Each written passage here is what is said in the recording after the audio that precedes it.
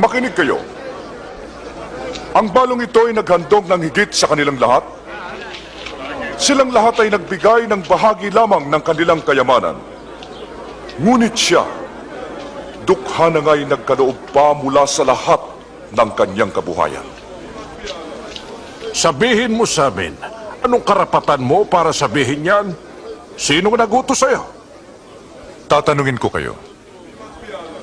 Sa Diyos ba o sa tao nagbuhat ang bautismo ni Juan? Anong isasagot natin? Kung sabihin natin mula sa Diyos, sasabihin niya na, ba't di niyo pinaniwalaan si Juan? Kung sabihin naman natin mula sa tao, babatuin nila tayo. Naniniwala silang si Juan ay propeta. Kung saan nagmula, di namin alam. Di ko rin sasabihin kung kanino nagmula ang karapatan kong ito.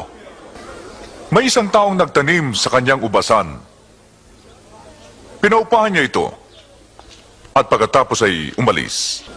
Nang dumating na ang panahon ng anihan ng ubas, sinunggo niya ang isang alipin upang kunin ang kanyang parte sa ubasan.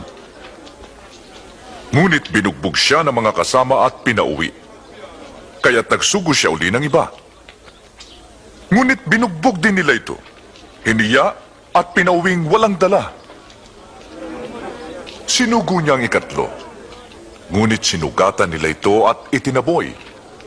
Dahil dito, sinabi niya, susuguin ko ang tangi at pinakamamahal kong anak. Tiyak igagalang siya. Ngunit nang makita siya ng mga kasama, sinabi nila, ito ang tagapagmana. Patayin natin siya at yayaman tayo. Magpatuloy po kayo. Kaya inilabas nila siya sa ubasan at pinatay. Ano kaya ang gagawin sa kanila ng may-ari ng ubasan? Darating siya at sila'y papatayin at ibibigay ang ubasan sa iba.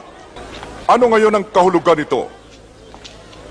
Ang batong itinakwil ng mga tagapagtayo ang siyang naging pinakamahalaga sa lahat. Sino mang bumagsak sa batong yon ay maluluray. At ang sino mang babagsakan nito ay tiyak na matuturog. Guro, alam po namin kayo'y nagtuturo ng tama.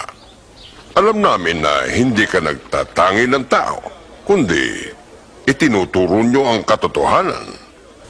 Sabihin nyo, tama po bang magbayad tayo ng buwis kay Cesar o hindi? Mag-ingat ho kayo. Lililangin lang kayo niyan. Pahingi ng isang denaryo. Kaninong mukha ang nasa perang ito? Kay Cesar! Ibigay kong ganon kay Cesar. Ang para kay Cesar. At sa Diyos, ang para sa Diyos. Anong masasabi mo?